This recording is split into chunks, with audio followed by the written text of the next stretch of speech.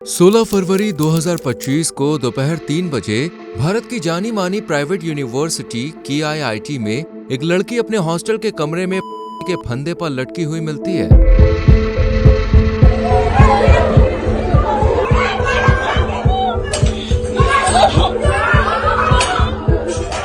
जिसे देखकर पूरी यूनिवर्सिटी में कोहराम मच जाता है। जल्दी से लड़की को नीचे उतारा जाता है और चेक करने पर खुलासा होता है कि अब लड़की इस दुनिया में नहीं रही है। ये जानने के बाद उसके परिवार और दोस्तों के पैरों के नीचे से जमीन खिसक जाती है और हद तो तब होती है जब उसके दोस्तों ने बताया कि उसकी मौत की वजह और कोई नहीं बल्कि इसी कॉलेज में पढ़ने वाला एक लड़का है। ये सुनते ही कॉलेज के स्टूडेंट्स का गुस्सा फूट पड़ा और उन्होंने कॉलेज अथॉरिटी की सच्चाई जानने की कोशिश भी करी। 4 हफ्ते पहले इधर एक कंप्लेन हुआ, उस लड़की ने बोला कि लड़के ने मुझे परेशान किया, वो मुझे बहुत हाथ लगाता है। लेकिन कॉलेज अथॉरिटी ने इसका कोई भी सही से जवाब नहीं दिया। तो क्या है इस केस के पीछे की सच्चाई और आखिर क्या हुआ था उस बेचारी लड़की के साथ जिसकी वजह से उसे ये गलत कदम लेना पड़ा। और कुछ आई विटनेस ने तो ये भी बताया कि जिस हालत में वो पाई गई इससे साफ जाहिर होता है कि उसे किसी ने मार कर लटकाया है, क्योंकि KIIT यूनिवर्सिटी इस बात को दबाने की कोशिश कर रही थी। क्या है इस खौफ से भरी कहानी का काला सच, आइए जानते हैं। लेकिन वीडियो में आगे बढ़ने से पहले जल्दी से वीडियो को लाइक और शेयर करके चैनल को सब्सक्राइब कर लीजिए। दोस्तों, ये केस जुड़ा है ओडिशा के भुवनेश्वर में बनी एक जानी मानी यूनिवर्सिटी से जिसका नाम है Kalinga institute of industrial technology, जो कि इंडिया की एक जानी मानी यूनिवर्सिटी है और इसमें तकरीबन 40 अलग अलग देशों के बच्चे पढ़ रहे हैं और फिलहाल भी इसमें करीब 40,000 बच्चे पढ़ रहे हैं। इस यूनिवर्सिटी के फाउंडर हैं अच्युता समंता, जिन्हें कई देशों की तरफ से सर्वोच्च नागरिक का सम्मान दिया गया है और इन्हें समाज सेवी के तौर पर जाना जाता है। लेकिन फिलहाल इनकी इमेज काफी धुंधली होती हुई नजर आ रही है, जिसकी वजह है एक नेपाली लड़की जिसका नाम था प्रकृति लम्सल। ये नेपाल काठमांडू से बिलोंग करती थी। इसकी उम्र 20 साल थी और ये KIIT यूनिवर्सिटी में बीटेक कंप्यूटर साइंस की 3rd ईयर की पढ़ाई कर रही थी। इस दौरान यूनिवर्सिटी में एनुअल फंक्शन की तैयारियां जोरों शोरों से चल रही थी। 16 फरवरी को यह फंक्शन होने वाला था, जिसके लिए सभी स्टूडेंट्स काफी एक्साइटेड थे। लगभग दोपहर के 2 बजे प्रकृति ने अपने पेरेंट्स को कॉल कर फेस्ट की इन्फॉर्मेशन दी और कहा कि मैं फेस्ट से आने के बाद आपसे बात करूंगी। लेकिन शाम के 5 बजे काठमांडू में प्रकृति के पेरेंट्स के पास एक कॉल आया जिसमें इन्हें बताया गया कि आपकी बेटी प्रकृति ने अपनी जान दे दी है।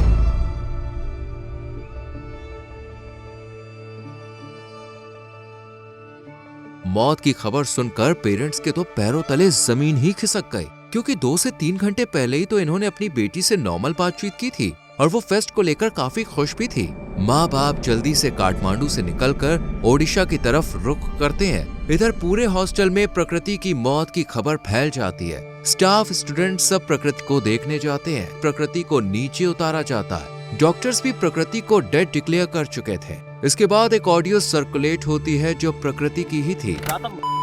जब आती चली आती है,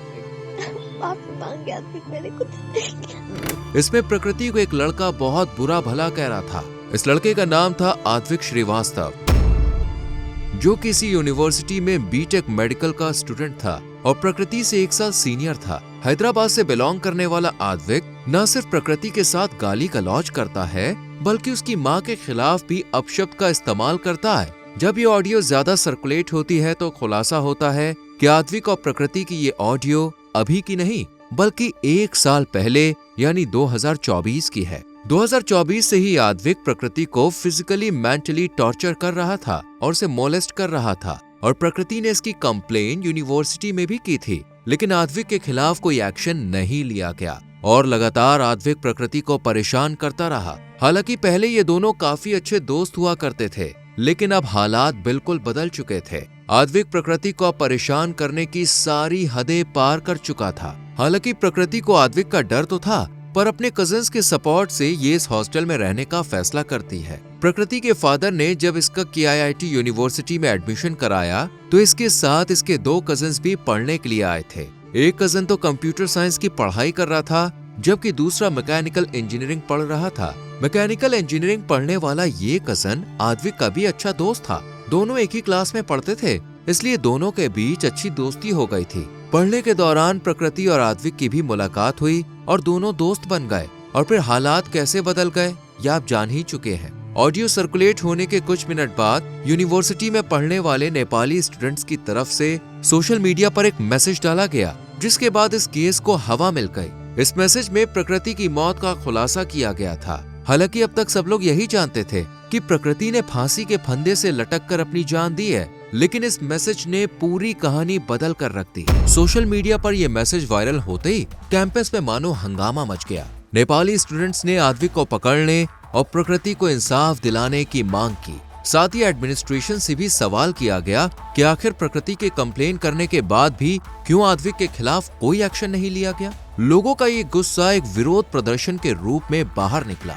700-800 नेपाली स्टूडेंट्स प्रकृति को इंसाफ दिलाने के लिए खड़े हो गए और एडमिनिस्ट्रेशन के खिलाफ आवाज उठाने लगे, जो कि उनका राइट था। इसलिए एडमिनिस्ट्रेशन को भी स्टूडेंट्स की इस जायज बात पर स्टूडेंट्स का साथ देना चाहिए था। लेकिन अफसोस ऐसा कुछ भी नहीं हुआ, बल्कि यूनिवर्सिटी प्रशासन ने इस इंसाफ की मांग को दबाने की कोशिश की। 700-800 नेपाली स्टूडेंट्स की आवाज को बंद करने के लिए इन्हें एक सेमिनार हॉल में बंद कर दिया गया। सबके मोबाइल फोन छीन लिए गए ताकि ये किसी से कांटेक्ट ना कर सके।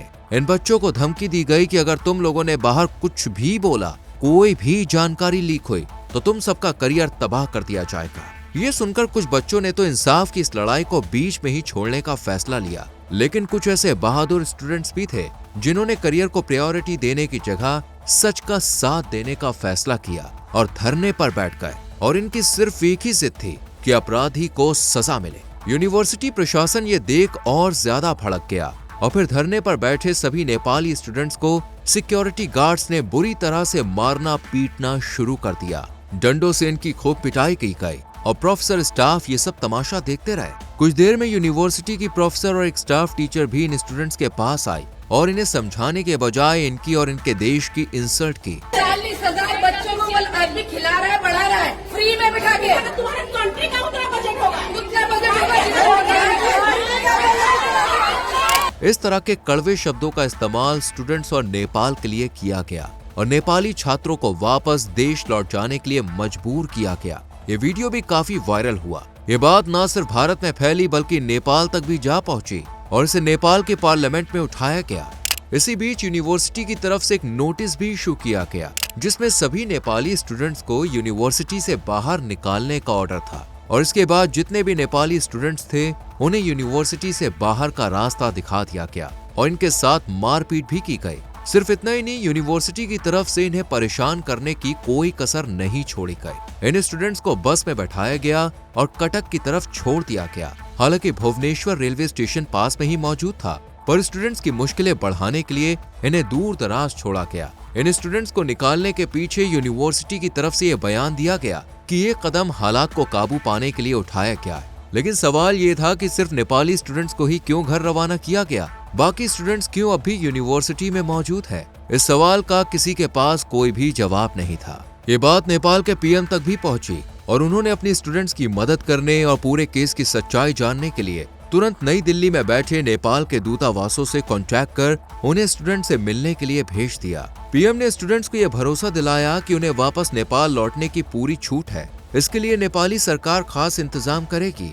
साथ ही नेपाल की तरफ से यह भी कहा गया कि आगे से नेपाल KIIT यूनिवर्सिटी के पढ़ने वाले नेपाली स्टूडेंट्स को NOC यानी कि नो ऑब्जेक्शन सर्टिफिकेट नहीं देगा, जिससे स्टूडेंट्स KIIT में एडमिशन नहीं ले पाएंगे। इस खबर के बाद यूनिवर्सिटी को समझ आया कि नेपाल के स्टूडेंट्स जो हर साल एडमिशन लेते हैं उनके ना आने से कितना फाइनेंशियल लॉस होगा। इसलिए यूनिवर्सिटी की तरफ से नेपाली स्टूडेंट्स को यूनिवर्सिटी वापस लौटने के लिए कहा गया और साथ ही माफीनामा भी जारी किया गया। जिस प्रोफेसर साहिबा ने नेपाल की GDP को लेकर तंज कसा था, उन्होंने वीडियो में माफी मांगी और साथ ही दूसरी स्टाफ टीचर ने भी अपनी गलती कबूल कर सभी नेपाली स्टूडेंट से माफी मांगकर मामले को ठंडा करने की कोशिश की। इसलिए KIIT यूनिवर्सिटी की तरफ से सभी नेपाली स्टूडेंट से माफी तो मांगी ही गई, साथ ही उन्हें आश्वासन दिया कि जिन लोगों ने सिक्योरिटी गार्ड स्टाफ ने उनके साथ बदतमीजी मारपीट की है उन्हें हम सस्पेंड कर देंगे। पुलिस ने जांच पड़ताल शुरू कर दी और यूनिवर्सिटी के 5 लोगों को गिरफ्तार कर लिया। आद्विक जो यूनिवर्सिटी से भागकर कोलकाता जा रहा था, पुलिस ने तुरंत एयरपोर्ट पर जाकर उसे भी गिरफ्तार कर लिया और इसके खिलाफ खुदकुशी के लिए उकसाने का मुकदमा दर्ज हुआ और पूछताछ का सिलसिला शुरू हो गया। इधर यूनिवर्सिटी के जिन 5 स्टाफ मेंबर्स जिनमें 2 सिक्योरिटी गार्ड्स और 3 प्रोफेसर थे, उन्हें सिर्फ 3 घंटे के अंदर बेल पर रिहा कर दिया गया और सिर्फ आद्विक ही जेल में बंद रहा। इस पूरे केस को जिस तरह से हैंडल किया गया वो पुलिस प्रशासन KIIT यूनिवर्सिटी के लिए काफी शर्मनाक बात थी, क्योंकि इस केस में प्रकृति को इंसाफ दिलाने के बजाय उसके गुनहगार पर सख्ती बरतने के बजाय नेपाली स्टूडेंट्स का मुद्दा उठाया गया, जबकि प्रकृति के केस को ठंडे बस्ते में डाल दिया गया और अब तक प्रकृति की मौत कैसे हुई इसकी सच्चाई पता नहीं चल पाई है और ना ही सच जानने की कोशिश हो रही है। ये केस सोचने पर मजबूर करता है कि जो माँ बाप अपने बच्चे को KIIT जैसी बड़ी यूनिवर्सिटी में पढ़ने के लिए भेजते हैं, एडमिशन से लेकर बुक्स, नोटबुक्स, हॉस्टल के खर्च में हजारों लाखों रुपए खर्च कर देते हैं, क्या इन सब का नतीजा उन्हें ये मिलना चाहिए? क्या बच्चों के भविष्य को साकार करने का ये भरोसा यूं उनकी मौत के साथ चकनाचूर होने देना चाहिए? भारत की सभ्य बड़ी यूनिवर्सिटीज का नकाब पहनने वाले ये शिक्षण संस्थान की सच्चाई क्या वाकई इतनी रूह कपा देने वाली है? आपको क्या लगता है, क्या प्रकृति को इंसाफ मिल पाएगा या पावर का खेल यहाँ भी इंसाफ से बड़ा होगा? कमेंट में जरूर बताएं। ऐसी और कहानियों को जानने के लिए चैनल को सब्सक्राइब करके बेल आइकॉन प्रेस करें। मिलते हैं अगली वीडियो में। अपना ख्याल रखें।